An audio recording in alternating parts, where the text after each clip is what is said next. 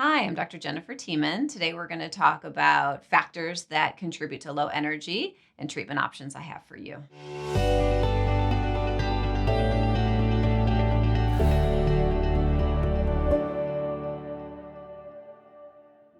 So, a lot of patients come to our practice reporting that their energy levels just aren't the same as they used to be.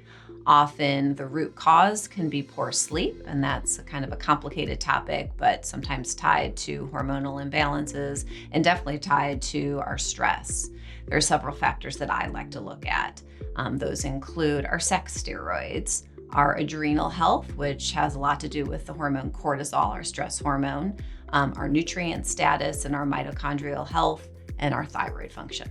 So it's very common for men and women to notice changes in energy as we age, and that has a lot to do with our sex steroids. So by sex steroids, I mean our estrogen, progesterone, testosterone, and then a hormone called DHEA levels. DHEA is a hormone that's produced in our adrenal glands. It correlates to aging, but also correlates to our stress response.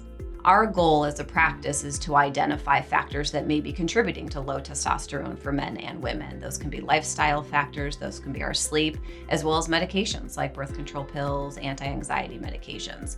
We not only want to identify factors that may be impacting our production of testosterone, but also optimize testosterone levels when appropriate. So in addition to looking at sex steroids, we also like to look at the hormone cortisol, which many people think of as the stress hormone. Everyone thinks of emotional stress. I'm super stressed out right now, but stress can be very physical as well. Having an injury, having an illness, having surgery, not sleeping well. Those are all very physical stresses that are going to affect our cortisol. Cortisol is that master hormone. It gets its fingers in everything. Cortisol can be either too high or too low. We're really looking for that balance that's going to optimize energy and help all aspects of our health. Another aspect I really like to focus on are nutrient deficiencies and our mitochondrial health. So mitochondria are the powerhouses of our cells in very simple terms.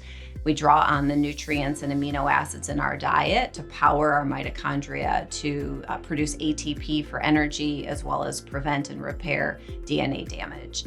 A very common deficiency I find is B12. Vitamin B12 only comes from animal protein. So if you're not eating a lot of animal proteins, or you're taking prescription medications or even the over-the-counters that decrease your absorption of vitamin B12, that can lead to chronic low levels, which absolutely impacts energy as well as memory and mood. In our practice, we use injectables to replace B12. We call it our Lipo-B injection. It has a combination of B12, inositol, choline, and methionine, which all aid in detoxification, something we can all use given all of our environmental exposures to toxins in our food every day. And then the final area I look to look at when someone's complaining of low energy is thyroid. In traditional medicine, that's a very simple blood test called a TSH or thyroid stimulating hormone. We know in functional medicine, it's a whole lot more complicated than that. 80% of women who have low thyroid is actually attributed to an autoimmune condition called Hashimoto's. We're able to diagnose that with a simple blood test. We also take the next step in evaluating thyroid by looking at all thyroid hormones to really get a very complete overall picture of how that patient's thyroid is functioning.